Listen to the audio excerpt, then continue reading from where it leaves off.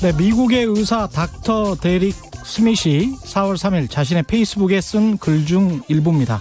그 비용은 누가 지불할 건데요?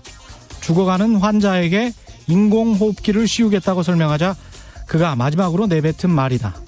중증 환자를 돌봐온 지난 12년의 의사 경력 중 최악의 상황에서 위중한 환자가 치료 비용을 걱정해야 하는 나라. 이 나라는 진정으로 실패한 국가다. 그럼에도 군사력으로 보면 여전히 미국은 세계 최강국, GDP로 보면 세상에서 가장 부유한 나라입니다. 아 참, 그런데 그게 무슨 의미가 있죠? 코로나19가 인간들에게 뭔가를 끊임없이 말하고 있는 것 같습니다.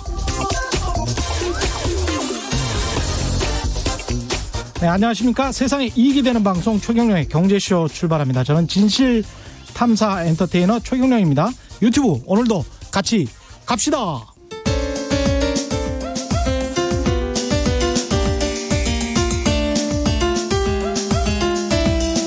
어려운 경제 이슈를 친절하게 풀어드립니다.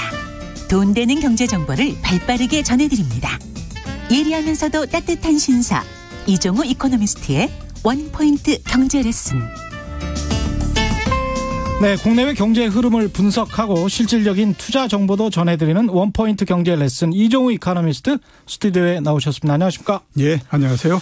네, 코로나19 여파, 이 오늘 유가하고 국제적인 합의 이런 거를 좀 알아볼 텐데요. 예.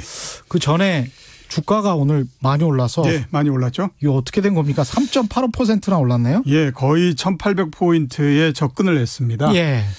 오른 이유는 오늘 저희가 주로 말씀을 드리려고 하는 유가와 굉장히 밀접한 관계를 갖는데요. 그렇군요. 지난주에 그 트럼프 대통령이 트윗으로 그 뭐 합의 가능성 이런 것들을 비췄거든요. 예. 처음에는 일일 1000만 배럴을 감산하는 것에서 좀 더 지나서 그 다음날 트윗에서는 1500만 배럴 정도를 감산할 가능성이 있다라는 얘기를 해서.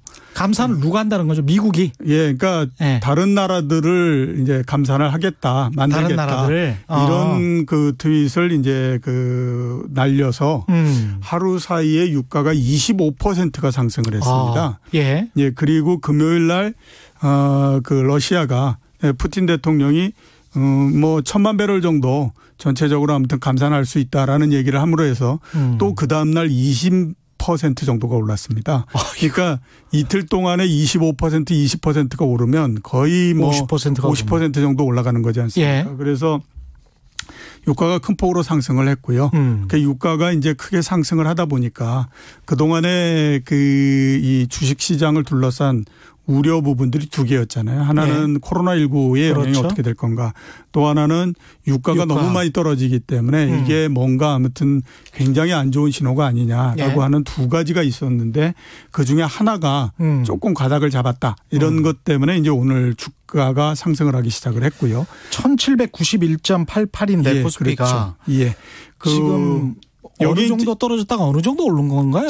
장중에 가장 낮을 때가 1430 정도까지 떨어졌습니다. 1430까지. 예, 그리고 오늘 1790이면 대충 보면은 한 360포인트 정도. 그러네요. 예, 이게 그 상승을 한 거죠. 예. 그러니까 뭐 물론 이제 뭐 장중에 바닥일 때에 살 수 있는 사람들 그렇게 많지는 않았지만 그렇다고 하더라도 지난 한 2주 정도에 걸쳐서 주가가 굉장히 빠르게 상승을 해왔기 때문에 그 사이에는 그 이 주식을 샀던 사람은 상당히 아무튼 수익을 좀 냈다라고 이렇게 볼 수가 있고요. 이런 그 주가 움직임을 한번 보면 원래 이제 그 주가가 많이 떨어졌다가 반등을 할 때에 전체 하락의 한 절반 정도를 회복하는 것이 일반적인 형태입니다. 그렇기 때문에 이번 같은 경우에 절반 정도라고 따지면 대략 1850 정도 수준까지는 올라가는 형태가 되거든요. 1850. 그리고 특히 이번 같은 경우에는 1800포인트 밑에서의 하락은 굉장히 급하게 며칠 동안에 걸쳐서 진행이 됐기 때문에 여기에서는 그렇게 뭐 이렇게 매수를 많이 해서 주가가 좀 오르면 팔겠다라고 하는 사람들도 솔직히는 그렇게 많지는 않은 형태였지 않습니까? 예. 그죠? 그러니까 너무 급하게 떨어지고 올라가고 이러다 보니까 그래서 그 사이에는 특별하게 이제 매도를 할 물량이 별로 없기 때문에 지금 여기까지는 이제 일단은 아무튼 좀 쉽게 올라왔다. 기술적 반등이다. 예. 이렇게 볼 수가 있습니다. 그 앞으로가 이제 문제일 걸로 보이는데 우선은 이제 지난주 중반 정도에 1750에 한번 도달한 다음에 거기에서 한 일주일 정도를 밀고 땡기고 하는 그 일이 있었거든요. 예. 거기서 아마 제일 처음에 아주 낮은 가격에 샀던 사람들은 일부 매도를 했던 것 같고 그다음에 그때 매수를 하지 못했던 사람들이 오늘 또 본격적으로 매수에 들어가는 형태가 됐거든요. 예. 그래서 아마 이제서부터는 속도는 좀 느리더라도 조금은 더 상승하고 이러는 것들이 이어질 걸로 그렇게 지금 보고 있습니다. 1850에서 왔다 갔다 하는 장세가 될 수도 있겠네요. 예, 그렇죠. 예. 일단은 뭐 두 번째의 그 넘어야 되는 선이 1850포인트 정도 이렇게 이제 볼 수가 있는 거죠. 그다음에 이제 기업들의 1분기 실적, 2분기 실적을 좀 예. 확인하고 예. 그러면서 이제 주가가 또 방향성을 잡을 가능성이 있겠습니다. 일단은 뭐 예. 1분기 실적은 그렇게 중요하지는 않습니다. 왜냐하면 뭐 모두 다가 안 좋게 나올 거다라고 하는 거를 거의 기정사실로 예. 생각하고 있기 때문에 예. 거기에서는 뭐 그렇게 아주 정말 희한한 숫자들이 이렇게 계속 나오지 않는 한은 뭐 그렇게 그 하락하고 하는 데에서는 크게 문제는 없다라고 봐야 되는데 예. 이제 문제는 뭐냐면 그동안 한 3월 달 한 달 동안에 우리나라도 그렇지만 전 세계적으로 선진국들도 마찬가지고 엄청나게 많은 돈을 쏟아붓겠다라고 하는 계획들을 전부 다 내놨지 않습니까? 예. 지금서부터 주식시장은 그 돈이 실제적으로 이제 경제에 유입될 때까지 시간을 끌어가는 형태가 될 것 같고요. 예. 이 다음의 모양은 그렇게 이제 돈이 들어와서 왔는데 숫자가 별로 그렇게 좋지 않다라고 하면 이거는 이게 뭐 빠른 시간 내에 경기가 원상 회복이 된다던가 이르기는 좀 쉽지가 않을 것 같고 그다음에 원래 그냥 코로나19라는 게 없었어도 경기 둔화가 있을 수밖에 없기 때문에 그런 것들이 본격적으로 반영이 되는 거다라고 판단할 수밖에 없는 거거든요. 그러면 아마 두 번째 하락이 올 텐데 예. 그 두 번째 하락이 만약에 온다라고 하게 되면 이번에 이제 내려갔던 거의 저점 부근 그런 정도까지 한번 또 내려가고 그러는 국면은 올 수가 있다라고. 그럼 이제 실물 경제를 확인한 거니까 굉장히 좀 지리한 예, 상황이 그렇죠. 될 수가 있겠죠. 예. 그러니까 그거는. 지금 3월 달에 그 움직였던 것처럼 주가가 급하게 떨어지고 이러는 것들은 이제는 별로 없습니다. 왜냐하면 그 당시에는 심리적인 쇼크를 굉장히 많이 받았던 거고요. 네. 지금은 이제 그 심리적인 쇼크도 어느 정도는 좀 해소가 된 상태에서 아까 말씀드렸던 것처럼 그 여러 나라들이 그 재정이나 또 뭐 금융 정책을 통해 가지고 굉장히 많은 돈을 쏟아붓겠다라고 했기 때문에 예. 그거에 대한 기대감도 좀 있는 거거든요. 그래서 이제 그런 부분들이 있고 또 하나는 지금 이제 코로나19가 굉장히 세계적으로 확산 추세에 들어가 있지 않습니까? 예. 뭐 일각에서는 코로나19를 다스릴 수 있는 신약이 개발되면 그다음에는 괜찮아지지 않겠느냐 이렇게 가지만 금융시장은 거기까지 기다리지 않습니다. 예. 대개 이제 어느 정도 에서 반전이 일어나냐 하면 변곡점이 오면 반전이 일어나는 거거든요. 그러니까 우리나라 같은 경우에 보면 한참 뭐 많이 그 환자가 확산될 때는 900명, 1000명 막 이 수준으로 올라가지 않습니까? 그렇죠. 그랬다가 쭉 내려오면서 어느 순간서부터 200명 단위로 떨어지고 이러면 예. 그거를 그래프로 그려보면 쭉 올라가다가 그다음에 각도가 확 꺾이면서 완만해져 버리는 형태가 되잖아요. 그렇습니다. 예. 그게 이른바 이제 변곡점이 되는 거거든요. 예. 세계적으로 보면 특히 미국이죠. 예. 미국의 환자 수에서 그런 변곡점이 만들어지는 시점이 되면 아마 코로나19의 영향에서 상당 부분 시장은 벗어난다 이렇게 볼 수가 있는 거죠. 뉴욕이 지금 난리긴 합니다만 처음 시작됐던 시애틀 지역이 그런 어떤 이른바 이제 플래트닝 커브라고 하는 커브 그래프가 평평하게 되지는 그런 현상을 나타나고 있기 때문에. 예, 그렇죠. 그런 것들 보면 역시 이제 자가격리해서 시간이 지나가는 게 지표양인 것 같습니다. 예, 그렇죠. 예. 그렇게 되면 아까 말씀드렸던 것처럼 이제 코로나19 질병이라고 하는 게 그 의학적으로 확진자가 계속 늘어나고 이러는 거는 계속된다고 하더라도 그렇죠. 금융시장에서의 영향은 현저히 둔화돼 버리는 형태가 된다라고 봐야 되는 거죠. 예. 하이드님은 외국은 코로나가 계속 심해지는데 우리가 영향을 안 받을 수 없지 않을까요? 예. 영향 받겠죠. 영향을 받죠. 예. 지금까지도 영향을 받은 겁니다. 우리나라 같은 경우가 아까 말씀드렸던 것처럼 변곡점이 훨씬 전에 왔잖아요. 예. 이미 한 3주 전 정도에 우리는 변곡점이 왔는데 그 이후에도 주가가 굉장히 더 많이 떨어졌지 않습니까? 예. 오히려 그 이유가 더 떨어진 거는 우리나라에서 코로나 문제보다는 그 시점서부터 우연하게 선진국에서 코로나가 확산되는 형태였었어요. 그렇죠. 예. 미국도 그때서부터 폭발적으로 증가하기 시작했고 특히 이제 유럽도 마찬가지고 그러니까 내부에서 우리가 무슨 뭐 그 코로나19가 좀 다스려지고 이러는 것 자체가 그렇게 크게 사람들한테 어필하지 못했던 거였죠. 예. 그러니까 오히려 내부적으로 그 줄어들고 이러는 것들의 영향은 외부에서부터 오는 충격에 의해서 거의 그 힘을 쓰지 못하고 그냥 그 영향이 약화됐다 이렇게 볼 수가 있는 거죠. 지금 코로나19하고 유가 이게 가장 큰 문제인데 예. 유가는 이렇게 해서 미국이 어느 정도 조율을 해서 사우디아라비아하고 러시아가 감산으로 들어갈 것 같습니까? 어떻습니까? 글쎄 일단 뭐 시간상의 문제지 나중에 가게 되면 어느 정도는 좀 그 감산에 합의를 하고 할 걸로 그렇게 생각이 되는데요. 네. 우선 이제 가격이 움직였던 걸 보면 연초에 유가가 배럴당 $60 정도였습니다. 예. 그게 이제 한 2달 반 정도 지나니까 $20까지 떨어져 버렸기 때문에 굉장히 빠른 속도로서 내려온 그런 그 형태가 됐거든요.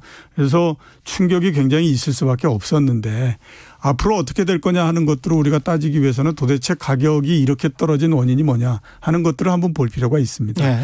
일반적으로 많이들 얘기하는 것이 셰일 그 기업들, 미국에 있는 셰일 기업들을 죽이기 위해서다라고 하는 거지 않습니까? 사우디아라비아가. 네, 그렇죠. 예. 그러니까 어차피 러시아나 그다음에 사우디아라비아 같은 경우에는 원래 우리가 전통적으로 생각하는 유전에서부터 이 석유를 캐내는 거기 때문에 상대적으로 원가가 싸거든요. 예. 대신에 이제 미국의 셰일 기업 같은 경우에는 파이프도 박아야 되지만 그 물을 집어넣어 가지고 그 압력을 가해서 이런 여러 가지 과정을 거쳐야 맞습니다. 되니까 예. 당연히 다른 곳보다는 원가가 비쌀 수밖에 단가 없거든요. 비싸죠. 예. 그래서 이 셰일 기업들을 죽이기 위한 거다 이런 얘기들을 많이 했었습니다. 그런데 제가 봤을 때 꼭 그런 건 아닌 것 같다라는 생각이 드는 게 예. 똑같은 과정이 2014년서부터 16년 사이에 있었거든요. 그랬는데 그 당시에 실패했습니다. 예. 그러니까 실패했던 거를 똑같이 해야 할 이유는 별로 없다라고 봐야 되는 거죠. 그래서 그 영향보다는 다른 것들의 영향이 보다 더 크다라고 봐야 되는데 우선 이제 보면 이번에 감산을 하는 것 자체가 무슨 의미가 있겠느냐라고 하는 것들에 대한 의구심이 많이 들었다라고 볼 수가 있어요. 코로나19로 해가지고 지금 보면 도시 자체도 봉쇄령이 내려졌죠. 예. 그다음에 거의 비행기 같은 경우에는 세계적으로 80% 내지 90% 정도가 운항이 중단돼 있는 상태입니다. 90%가 운항이 그렇죠. 중단. 야. 그러면 예. 항공유 같은 경우가 예. 90%가 수요가 줄어버리는 거잖아요. 그렇죠.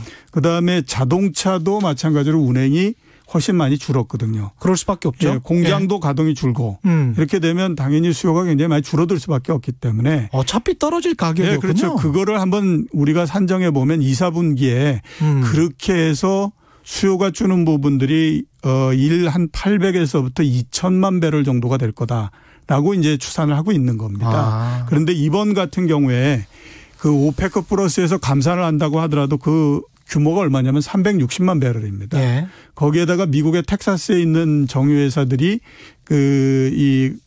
감산하는 것까지 다 따진다고 하더라도 그 총 규모가 얼마냐면 414만 배럴이거든요. 예. 그러면 한번 따져보면 수요가 줄어드는 거에 가장 수요가 덜 줄어든다고 하더라도 800만 배럴인데 예. 제일 많이 감산한다고 그래도 400만 배럴이면 그냥 위에 있는 거잖아요. 그러네요. 그러니까 공급이 얼마가 여기에서 400만 배럴을 줄인다라고 하더라도 예. 추가적으로 보면 계속해서 공급 과잉의 상태에 있으니까 그 상태에서는 별다른 의미가 없다라고 보는 거죠. 감산이. 그러네요. 예, 그게 이제 하나 이유고요. 두 번째는 보면 이렇게 되다 보니까 그러면 이렇게 된 입장에서 모두 다의 그 공조를 끌어내야지만 이게 뭔가 그 가격을 이제 그 감산을 성공하면서 올릴 수 있다라고 생각하니까요. 그 사람들 입장에서는 이제 가격 정상화겠죠. 그게? 그렇죠. 예. 그렇게 되니까 이게 뭐 러시아하고 사우디만 뭐 한다고 해서 되는 것도 아니고 모두 다 끌어들여야 된다라고 하는 거죠. 미국도 끌어들이고 캐나다도 끌어들이고 캐나다도 끌어들이고 노르웨이, 브라질 모두 다가 다 들어와야 되는데 그렇게 하려고 그러면 모두 다가 아무튼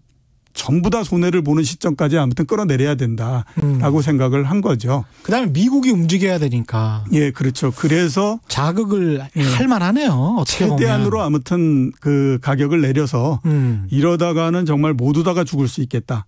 라고 하는 지점까지 이제 끌고 내려가겠다라고 하는 것이 전략이었다라고 하는 거죠. 예. 그래서 지금 대체적으로 이제 가격에 대한 이 전망을 보면 우선 이제 뭐 합의가 어느 정도 이런 형태가 되다 보면 모두가 다 갑갑해지는 형태가 되기 때문에 그렇죠. 시간을 두고 어느 정도의 이제 합의점에 도달하는 형태가 될 거고 그렇게 되면 2, 4분기에는 유가가 WTI 기준으로 대략 한 17불에서부터 35불 사이 정도에 있겠지만 그러면서 감산의 합의가 점차적으로 이루어지고 그러면 4분기 정도 되면 이제 50달러대 위로 올라갈 수 있다. 이렇게 지금 생각하고 있는 거예요. 4분기 정도에. 예, 예. 그래서 요게 이제 지금 계속해서 유가를 끌어내리고 그다음에 지금 이렇게 굉장히 시끄러워지고 이렇게 된 이유다. 이렇게 이제 볼 수가 있습니다. 미국의 트럼프 대통령 입장에서도 지금 본인이 취임했을 때 주가보다 더 떨어져 있는 상황이고 경제 성장률 그동안에 꾸준히 했다고 했는데 그것도 결국은 다 말아먹어 버린 거잖아요. 그렇죠. 실업자가 한 1,000만 명 돼버리고 그랬으니까 그런 상황에서 이제 유가까지 이러면 굉장히 힘들어지니까 다음 대선도. 그렇죠.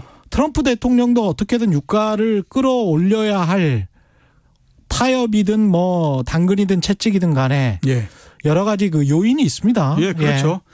우선은 이제 이 트럼프 대통령 입장에서는 이 기회를 틈타서 미국의 석유 회사들 이런 데 구조 조정을 좀 하자라고 하는 것도 상당히 있습니다. 그래서 지금 미국의 주가 특히 이제 석유를 개발하는 회사들의 주가를 보면 아주 특이한 형태로서 모양이 나오고 있거든요. 뭐냐면 뭐 셰일 기업을 비롯해서 여러 석유를 개발하는 기업들의 주가는 굉장히 많이 떨어졌습니다. 당연히 그럴 수밖에 없죠. 뭐 유가가 연초에 60불에서 2달 반 사이에 20불이 돼 버렸으면 3분의 1이 돼 버린 거니까 얼마나 많이 떨어졌겠습니까. 그런데 3월 중순 정도서부터 엑슨모빌이나 그다음에 쉐브론 같이 큰 기업들 같은 경우 그런 경우에는 주가가 계속해서 지금씩은 좀 올라오고 있는 상태입니다. 아, 그래요? 이게 왜 그러냐 하면 어차피 이렇게 주가가 굉장히 낮아지는 형태가 되면 못 사는 기업들 같은 데는 뭐 이렇게 파산이 되고 이러겠지만 그런 기업들이 이거를 인수한다라고 하는 거죠. 그러면 미국 내에 석유회사, 정유회사들에 대한 구조조정이 좀 이루어지고 그런 상태에서 앞에서 제가 말씀드렸던 것처럼 4분기에 50달러 정도까지 유가가 상승하는 형태가 되게 되면 그다음에는 이런 기업들 그러니까 엑슨모빌이나 그다음에 이게 쉐브론 이런 회사들이 이익이 굉장히 많이 나는 형태가 되기 때문에 이 기회에 아예 그동안에 이제 셰일 기업들 이런 것들을 비롯해서 굉장히 난립돼 있던 곳을 한번 정리하겠다라고 하는 것도 상당히 또 역할을 하고 있다라고 봐야 되거든요. 살아남은 자들이 다 가져가네요. 그렇죠. 이제 그런 위너 takes it all. 그런 노래가 있었잖아요. 예, 그렇죠. 그리고 이제 그 기간이 그렇게 오래 가지 않을 거다라고 보는 거가 아까 말씀하셨던 것처럼 이제 트럼프 대통령도 올해 11월 달에 선거가 있지 않습니까? 그러니까 이제 그 전에 특히 에너지 기업들 이런 데를 어느 정도는 좀 끌어올려야 되거든요. 왜냐하면 이런 에너지 기업들 이런 데가 전통적으로 공화당의 굉장한 우군이기 때문에 그렇죠. 이거를 그대로 놔두게 되면 특히 텍사스 그렇죠. 경제가 지금 멍망이라는 거 아닙니까? 거기에서 나오는 표도 있겠지만 또 하나는 문제하면 정치 자금도 상당히 또 옛날서부터 에너지 기업들이 공화당 후보들한테 많이 제공을 해줬었는데 지금 같아서는 그게 굉장히 어려운 상태지 않습니까? 그래서 시간이 조금만 지나면 아마 이런 구조조정을 바탕으로 해서 그다음에 트럼프 대통령이 강력한 에너지 기업들이 살 수 있는 카드들을 계속해서 내주면서 이거를 이제 좀 끌어올릴 거다라고 보고 있기 때문에 그 작업의 일환으로서 지금 진행되고 있는 게 지난주서부터 트럼프 대통령이 러시아도 붙잡고 그다음에 이제 사우디아라비아도 붙잡고 네. 가격이 여기서 더 이상 떨어지지 않게 만들기 위해서 이제 노력을 하는 거고 그다음에 양쪽에 계속 압력을 집어넣어서 궁극적으로 상당한 수준의 감산에 도달할 수 있도록 계속 지금 압력을 넣으면서 지금 가고 있는 상태. 이렇게 이제 볼 수가 있는 거죠. 미국도 조그마한 소형 셰일 컴퍼니들은 죽이겠다는 용의를 예. 좀 비치면서 그러면서 이제 감산에만 합의해 주면은 가격이 다시 올라갈 것이다. 예, 그렇죠. 채찍과 당근을 골고루 쓰는 정책. 트럼프 대통령 입장에서는 어쩔 수가 없는 것 같습니다. 예, 그렇죠. 예. 어차피 이렇게 된 입장이니까 여기에서 좀 정리를 하고 빠른 시간 내에 정리된 주자들을 데리고 뭔가의 조정 작업을 한 다음에 그 다음에 이제 그 올라가면 그게 훨씬 더 탄탄해질 거다라고 보고 있는 거죠. 아까 그 미국 실업자 1,000만 명 이야기했는데 코로나19가 지금 반영된 경제 지표들이 좀 나오고 있는데요. 예, 그 이야기를 그렇죠. 하기 전에 예. 유유님은 전쟁 속에 돈 번다고 이번 기회에 우리가 수출 많이 하면 좋겠네요. 의료 키트나 기타 등등. 저도 그거는 정말 예. 좋겠죠. 정말 좋죠. 예. 뭔가 좀 지는 기업들이 있으면 또 성장하는 기업들이 반드시 있습니다. 예, 그렇죠. 예, 경제는 양면이기 때문에 예. 훈이선님이죠. 훈이선님은 한국도 이참에 부실기업 구조조정이 될까요? 물론 쉽지는 않겠지만 뭐 이렇게 말씀하셨는데 예.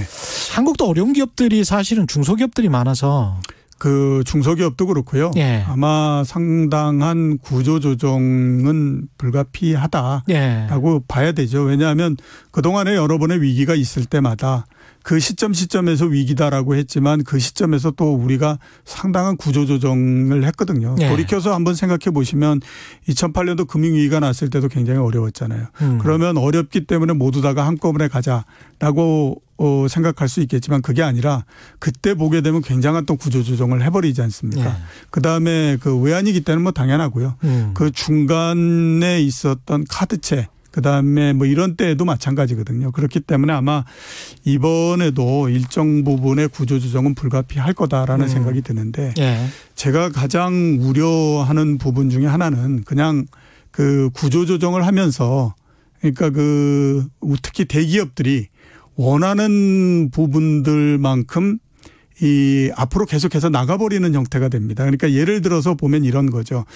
그 외환위기가 없었다라고 하면 우리가 비정규직을 이렇게 아주 쉽게 받아들이거나 이러지는 않았을지 않겠습니까? 그런 문화가 아니었잖아요. 아니었기 때문에. 예. 그러면 그때서부터 본격적으로 들어오고 했고 그다음에 이제 금융위기 또 뭐 중간에 카드채 이럴 때 위기가 날 때마다 그 어떻게 보게 되면 이제 노동자나 이런 쪽에서는 보다 더 많은 것들을 내줘야 되는 형태로 계속 전진이 돼버린 형태잖아요. 그렇죠? 그래 왔었죠. 예, 예. 예. 그러니까 이번 같은 경우에도 그렇게 될 가능성이 상당히 크기 때문에 이게 보면 지금은 모두 다가 어려운 이런 거였다가 어려움을 지나놓고 보니까 이게 혜택은 한쪽으로 돌아가 버렸네. 이런 예. 형태가 될 가능성이 있어서 이번만큼은 그런 것들은 좀 피해 줬으면 하는 생각이 좀 많이 듭니다. 그러게요. 그동안에 수십 년 동안 세계 자본주의가 항상 그런 식으로 발전을 해왔기 그렇죠. 때문에. 예, 예.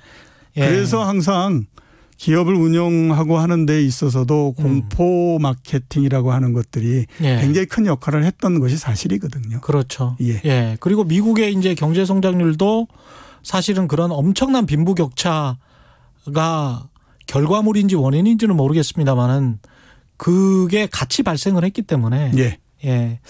이게 참 쉽지 않은 숙제인 것 같습니다. 예, 그렇죠. 미국은 지금 당장 코로나19의 직격탄을 맞고 있는 게 실업자인데 예.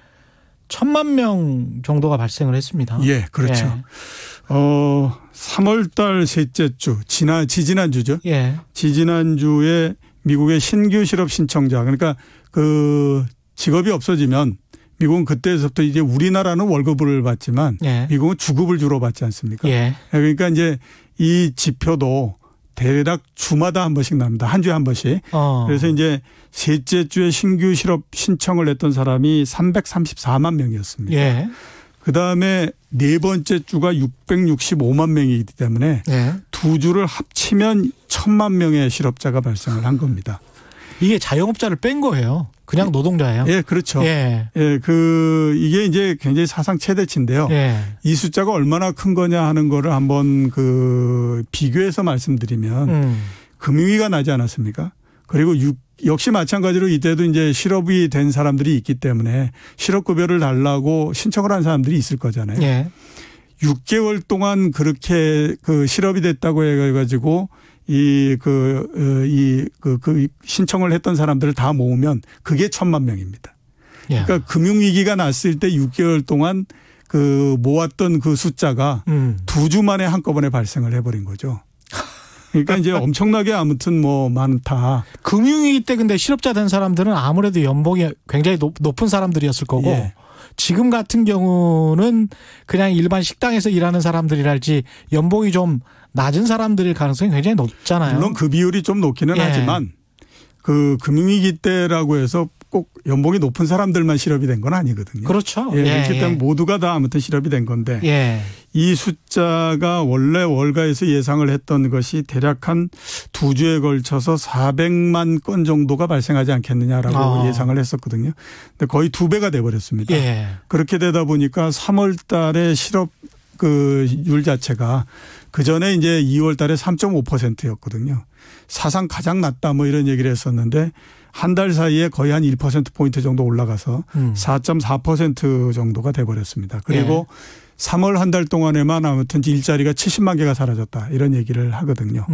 그래서 도대체 왜 이렇게 미국에서 갑자기 실업이 다른 나라보다도 엄청나게 늘어났느냐 하는 것들을 한번 따져보면 물론 여러 가지 이유들이 있고 그다음에 코로나19가 굉장히 큰 역할을 했던 건 사실이지만 미국이 가지고 있는 또 특별한 이 형태 이 고용의 형태, 그다음에 네. 고용을 지원해 주는 형태 이게 또 상당히 또 다른 데하고 다르기 때문에 그렇죠. 그렇습니다. 예. 유럽 같은 경우에는 고용을 유지하기 위해서 기업들한테 혜택을 줍니다.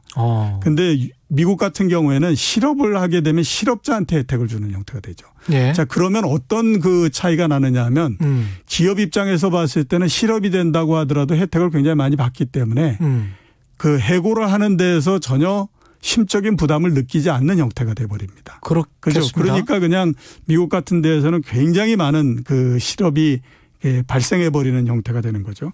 이번 같은 경우에 미국 정부가 내놓은 정책이 과거보다 조금 더 강화됐던 게 뭐냐면 과거에는 이제 실업급여를 받지 못했던 자영업자나 프리랜서 그다음에 이런 사람들도 같이 이제 실업급여를 받을 수 있게 됐고요. 예. 원래 통상적으로 보게 되면 실업이 된 다음서부터 26주 동안 실업급여를 받을 수 있거든요. 예. 근데 여기에다가 플러스해서 4개월 동안 $600를 더 받을 수 있게 해줬습니다. 그러면 이 액수가 어느 정도냐면 시급으로 $15 그러니까 1시간 일하면 $15를 받는 사람이 40시간 동안 한 주에 근무하는 거하고 그 액수가 똑같습니다.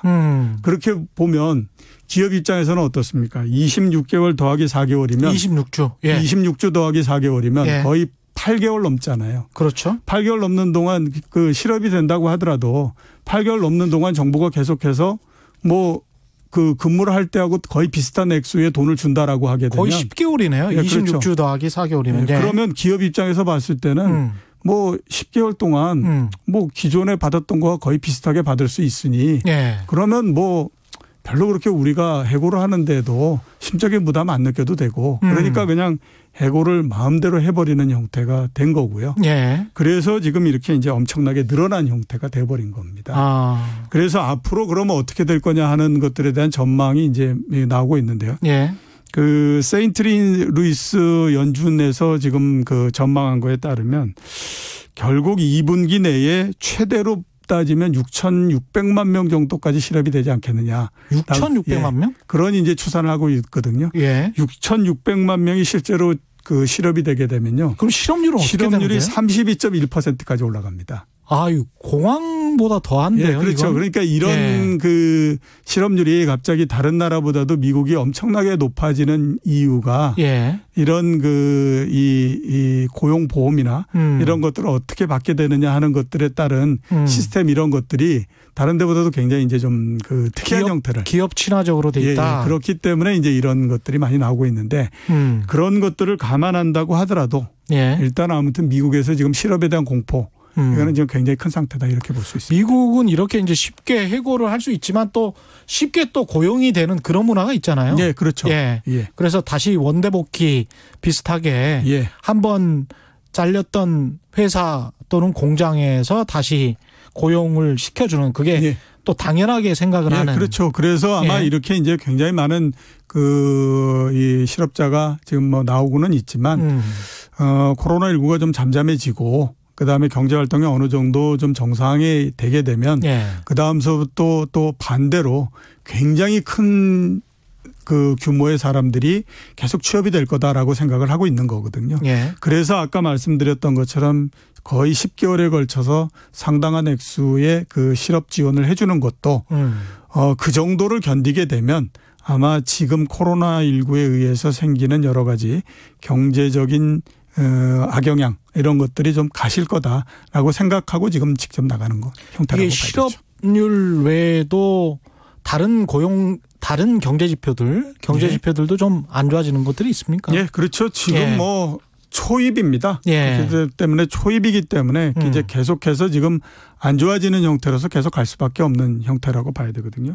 미국 같은 경우에 이제 제조업 지수 이런 것들이 보면 50 밑으로 떨어졌습니다. 그러니까 50이 기준선이기 때문에 50 위에 있느냐 50 아래에 있느냐 하는 거에 따라서 경기가 지금 어떤 상태냐 하는 것들을 판단해 볼 수 있는데 지금 50 밑으로 떨어져 있는 상태니까 제조업 경기가 안 좋을 거라고 생각을 하고 있는 거죠.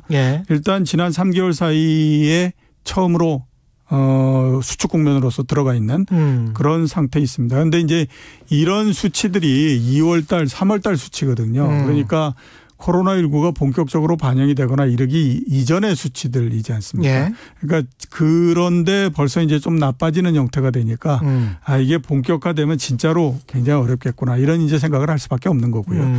그다음에 이제 소매 판매도나 그다음에 기업의 투자 뭐 이런 것들도 당연히 줄어들 수밖에 없고요. 우리가 하나 참고를 해야 될 만한 수치가 이제 주택 시장 이런 부분들입니다. 미국의 주택 시장이 3개월 연속 지금 계속해서 하락을 하고 있는 상태입니다. 지역별로 봤을 때 주택 수요도 많이 줄어들고 있고요.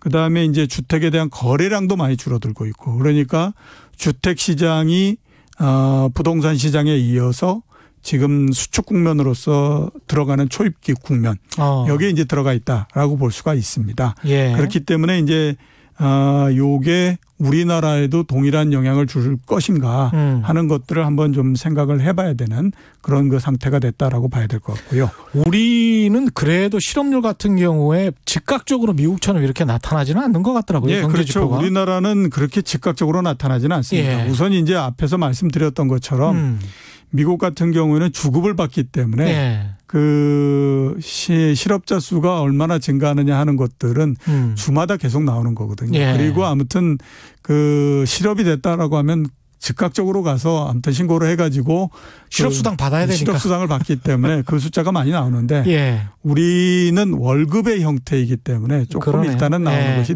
좀 늦다라고 봐야 되고요. 그다음에 이제 아무리 우리가 뭐 외환위기서부터 시작해서 20년 동안 뭐 구조조정을 하고 그다음에 뭐 비정규직이 일상화돼 있고 뭐 한다고 하더라도 그래도 이제 보면 그 고용을 하고 그다음에 해고를 하고 하는 데 있어서 사람의 정의라고 하는 측면에서는 미국만큼 그렇게 그 혹독하거나 이렇지는 않잖아요. 그렇죠. 그렇기 때문에 그런 영향이 나타나는 것이 상당히 좀 더디게 이렇게 나타난다 이렇게 이제 볼 수가 있습니다. 그렇군요. 그렇지만 우리나라도 역시 보면 여러 변수들이 상당히 안 좋은 형태가 되기 때문에 시간이 뒤로 밀릴 망정 이런 것들에서 자유로울 수는 없다라고 볼 수밖에 없습니다. 그렇죠. 생산이 3월 달에 이제 그 산업 생산 나온 걸 보면 생산이 3.5% 정도 감소를 했거든요. 기업의 설비 투자도 4.8% 정도 감소를 했고요. 그다음에 소매 판매도 6% 정도 감소를 했습니다. 소매 판매도 많이 감소했네요. 예, 그러니까 3월 달 이 숫자가 3월 초 정도까지밖에 반영이 안 되는 숫자거든요. 그런데 코로나19의 영향이 3월 중순을 넘어가면서부터 본격적으로 나타났잖아요. 그렇죠. 그렇게 되면 일단 아무튼 보면 그 앞으로 숫자가 계속해서 나빠진다라고 봐야 될 것 같고요. 그다음에 기업 이익 같은 경우에도 한번 보면 이제 이번 주 말에 삼성전자를 시작으로 해서 기업 이익이 나오기 시작을 그렇겠죠. 합니다. 예. 자, 근데 그 1분기 우선 보면 상당히 안 좋을 가능성이 높거든요. 지금 원래 올해 연초 시작할 때 1분기에 기업 이익이 36조 정도 나올 거다라고 기대를 했었는데 2월 달에 코로나19가 시작되면서 4조 정도로 떨어졌고요. 그다음에 3월 중순 정도 됐을 때 이미 그 숫자가 30조로 줄어들었습니다.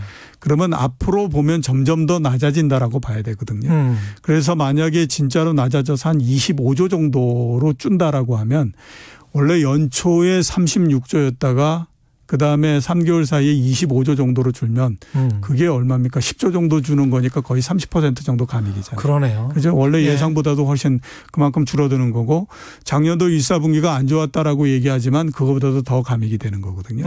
자, 이렇게 되면 어떤 형태가 나오냐면 기업이 이익을 잘 못 내게 되면 그 시간을 두고 이제 인력에 대한 구조조정이나 이런 부분들이 나타납니다. 특히 이제 중소기업들 같은 경우는 못 견디는 수준까지 간 다음서부터 기업 인원에 대한 조정이 나오지만 은행을 비롯한 대기업들은 못 견디게 되기 이전서부터 구조조정에 들어갑니다.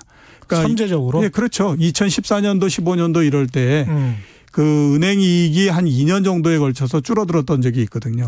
그래도 이 은행들이 전체 다 합치면 5조 정도의 이익을 냈었거든요. 각 한 1조씩은 했어요. 네, 그렇죠. 그게 그 전에 한 7조 정도 이익을 냈다가 5조 정도 이익을 내는 걸로 2년 정도 줄어들다 보니까 그때 은행원들에 대해서 대단히 크게 그 인력 구조 조정을 했었습니다. 그러니까 이번 같은 경우를 보면 그때보다도 이익의 감소폭이 더 커질 가능성이 높거든요. 특히 1분기, 2분기 그다음에 길게 가면 3분기 정도까지는 그 영향이 갈 가능성이 높기 때문에 그러면 과거에 7조 정도에서 5조 정도로 줄었을 때의 인력 구조 조정을 은행이나 이런 데서 했었는데 이번 같은 경우에 그거보다도 더 줄어들게 되면 당연히 봤을 때 또 이번도 그런 어느 정도의 구조조정이 있다라고 봐야만 되지 않습니까? 그렇군요. 그렇기 때문에 지금 당장에는 아무튼 뭐 코로나19로 해서 생산을 비롯해서 이 경제 변수들에 오는 영향 이런 것들이 이제 굉장히 관심을 많이 갖게 되는데 그다음에 보면 우리나라도 역시 실업이나 이런 것들에 대한 우려 이게 이제 굉장히 커질 수밖에 없는 상태이거든요. 그래서 그게 우리나라도 좀 예외가 되지 않는 형태의 문제가 될 거다. 이렇게 볼 수밖에 없습니다. 성장률 전망치들도 계속 낮아지고 있고 근데 성장률 전망치가 이렇게 급격하게 마이너스 뭐 10% 20%씩 전망치니까요. 그렇게 낮아졌다가 V자 반등을 기대한다는 뭐 그런 목소리도 있는데 어떻게 보십니까 이거? 미국이 이제 그런 얘기들을 가장 많이 하고 있죠. 그 골드만삭스 같은 경우를 보면 미국의 경제 성장률이 2분기에 마이너스 34% 될 거다. 이런 얘기를 합니다. 그리고 3분기에는 19% 올라갈 거다. 그러니까 이게 뭐 과격하네. 숫자들이 왜 이렇게 과격해? 엄청난 V자 형태죠. 원래 미국이 나오는 숫자들이 굉장히 과격합니다. 특히 이제 미국의 월가에 우리나라로 따지면 이제 증권회사의 리서치 센터 이런 데인 거죠. 미국의 그런 데에서 나오는 숫자가 보게 되면요. 굉장히 과격합니다. 우리나라는 그래도 숫자가 그렇게 엄청나게 많이 이렇게 그 변동이 심하지 않는데 여기는 굉장히 심한데요. 왜 이렇게 심하냐면 물론 이제 실제로 이런 영향도 있기는 하지만 월가라고 하는 것이 장사를 하기 위해서 모여 있는 곳들이잖아요. 그러니까 월가에서 뭐 연구를 해가지고 내놓는 레포트 이런 것들이 무슨 뭐 우리나라의 그 기업 그러니까 연구소 뭐 KDI나 한국은행 조사부 이런 데서처럼 대외적으로 어떤 공표를 하기 위한 숫자가 아니잖아요. 점잖게 안 내놓는구나. 그렇죠. 그러니까 그 장사를 하기 위해서는 어떻게 해야 되냐면 선정적으로 숫자가 엄청나게 양극단에 있어야만 됩니다. 그래서 그렇구나. 굉장히 좋아야지만 뭐 주식을 뭐 사기도 하고 그다음에 굉장히 나쁘다라고 이야기하지만 주식을 팔기도 하고 이렇게 하지 않습니까? 그 선물 매도하는 사람들한테는 또 좋을 거 아니에요. 예, 그렇죠. 그런데 예. 그 숫자가 어중간하게 있게 되면 사야 될 이유도 없고 팔아야 될 이유도 없고 이렇게 되기 때문에 누구한테도 환영받지 못하는. 예, 그렇기 때문에 어느 회사든지 관계없이 나오는 숫자가 보게 되면 엄청나게 변동이 심한 형태로 과격하게 나옵니다. 그러니까 우리나라 국가 리스크 그다음에 기업들에 관해서도 후려치고 뭐 이런 것들도 다 마찬가지였군요. 네, 그렇죠. 그렇기 예. 때문에 우리나라 우리나라 전체를 놓는 그 성장률도 마찬가지고요. 그다음에 이제 기업 레포트 같은 것도 보면 만약에 뭐 반도체가 안 좋을 것 같다 이렇게 가면 어떤 리포트 이런 거 나오는 거 보면 삼성전자의 감익이 마이너스 30% 이렇게 나옵니다. 예. 그다음에 좀 좋아질 거다라고 생각이 들면 증익 120% 이렇게 나오거든요. 그러니까 어중간한 숫자가 나와가지고는 그걸 가지고 장사를 할 수 없기 때문에 이제 그런 숫자가 나옵니다. 예. 그래서 이제 그런 한계가 있다라는 거는 인정을 해야 되지만 그렇다라고 해도 이번 같은 경우는 상당히 기복이 심할 수밖에 없습니다. 이거는 예. 미국이 경제 성장률을 산정하는 방식이 다르기 때문에 그렇습니다. 우리나라 같은 경우에는 그 전년도하고 대비를 하잖아요. 근데 미국 같은 경우에는 그 전분기하고 대비한 데다가 연율로 만들어야 되기 때문에 곱하기 4를 해야 되거든요. 그러네요. 그럼 만약에 1분기가 괜찮았는데 2분기가 우리 따지는 걸로 해서 1분기 대비해서 한 마이너스 4%가 나왔다. 거기에 4를 곱하면 마이너스 16%가 돼버리는 겁니다. 그러네요. 네, 그렇기 때문에 이제 이런 것들도 있고 이런 이제 산정상의 한계도 있고 이렇기는 한데 그런 것들을 모두 다 감안한다고 하더라도 우선은 보면 코로나19로 인한 영향이 일시적인 상당한 쇼크를 줄 가능성은 있다라고 봐야 됩니다. 왜냐하면 사람이 이동하지 못하게 만드는 셧다운은 이전에 전례가 없었던 일이지 않습니까? 그렇죠. 그러니까 사람들이 못 움직이게 되면 당연히 생산활동은 굉장히 약해질 수밖에 없는 거거든요. 그러면 거기에 따라서 생기는 영향이 상당히 있기 때문에 예. 그거에다가 산정하는 것에 곱하기 4를 하게 되면 당연히 그에 따른 영향이 상당히 크게 나타날 수밖에 없다라고 봐야 되기 때문에 아마 상당한 V자 형태의 모양 예. 이건 불가피하다라고 봐야 되죠. 이렇게 되면서 기업들도 문제지만 일부 이제 개발도상국들 신흥국들의 부채 위기 예. 항상 거론됐었던 뭐 남미 그다음에 이제 유럽에서는 남부 유럽에 있는 나라들 계속 지금 또다시 거론이 되고 있는데 왜냐하면 또 빌려서 또 돈을 써야 되니까 예, 그렇죠. 돈이 없으니까. 근데 예. 안 그래도 지금 부채가 많은데 이런 것들은 어떻게 보십니까? 신흥국, 예. 신흥국이 위기가 발생한다라고 하면 가장 취약한 구조다라고 볼 수가 있죠. 예. 그렇기 때문에 지금 이제 신흥국의 통화가 굉장히 약세에 있습니다. 예. 물론 이제 달러가 강한 부분들도 있지만 우리나라 같은 경우는 이제 신흥국은 벗어나서 선진국에 거의 속해 있는 나라라고 봐야 되지 않습니까? 예. 그러니까 원화가 굉장히 약해진다고 하더라도 1250원을 넘지 않고 그 사이에 있지 않습니까? 예.